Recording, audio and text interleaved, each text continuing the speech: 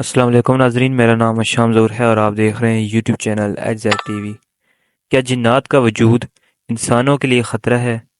یہ جنات آخر انسانوں پر حملہ کیوں کرتے ہیں اور انہیں تکالیف کیوں دیتے ہیں؟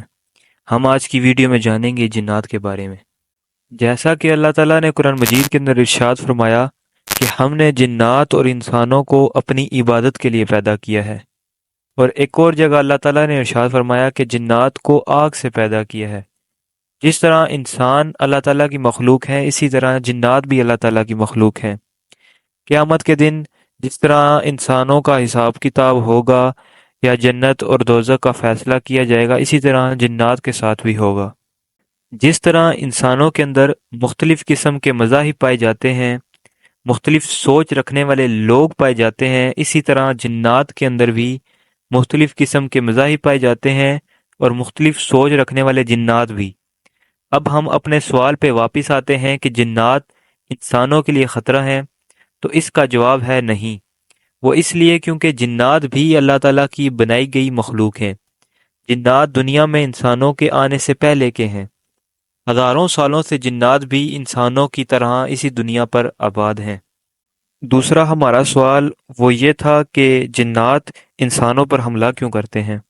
تو جواب اس کا یہ ہے کہ جنات انسانوں پر حملہ نہیں کرتے۔ کیا ان کو انسانوں پر حملہ کرنے یا انہیں تنگ کرنے کے علاوہ کوئی کام نہیں؟ اگر ایسا ہوتا تو دنیا کی آبادی 8 بلین تک نہ جاتی۔ جب لوگ خود کسی چیز کو تنگ کرتے ہیں تو اس کا رسپانس تو آتا ہی ہے۔ آپ مثال باقی اللہ تعالیٰ کی مخلوقات سے بھی لے سکتے ہیں۔ جیسے آپ کسی جانور کو تنگ کرتے ہیں تو وہ بھی آپ کو تکلیف پہنچاتا ہے، اسی طرح جنات بھی ہیں۔ ہاں، ایک اور بات، جس طرح انسانوں کے اندر کچھ لوگ شیطان کے چیلے ہوتے ہیں، لوگوں کو تنگ کرتے ہیں، اسی طرح جنات کے اندر بھی شیاطین جنات ہوتے ہیں جو لوگوں کو تنگ کرتے ہیں، لیکن ان کی تعداد صرف 100 میں سے تقریباً 2% تک ہوتی ہے۔ اچھا، تو بہت سے لوگ خاص طور پر پاکستان میں یہ کہتے ہیں کہ ہمارے گھر میں برکت نہیں ہے، گھروں میں کسی بلا کا سایہ ہے۔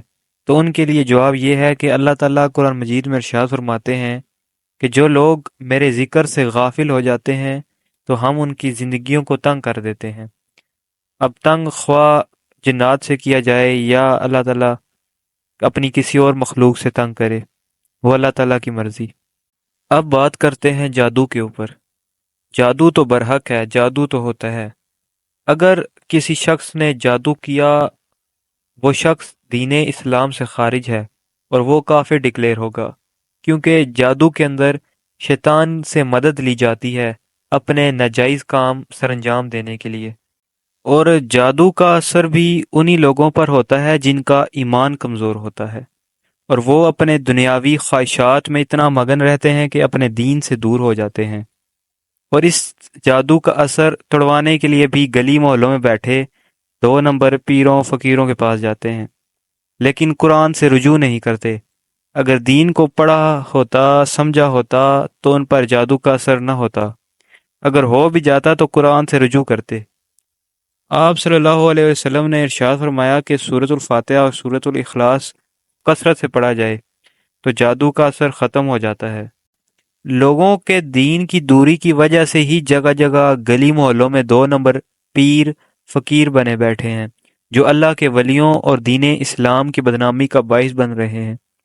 اچھا، تو مزے کی بات یہ ہے کہ ان پیروں اور فقیروں اور بابوں کے پاس ایک مشین ہے، وہ یہ دیکھ کر بتا دیتے ہیں کہ اس پر جن ہے، اور لوگ ان کی باتوں میں آ جاتے ہیں اور کالے بکرے اور کالے مرغوں کے نذرانے چڑھانے لگ پڑتے ہیں۔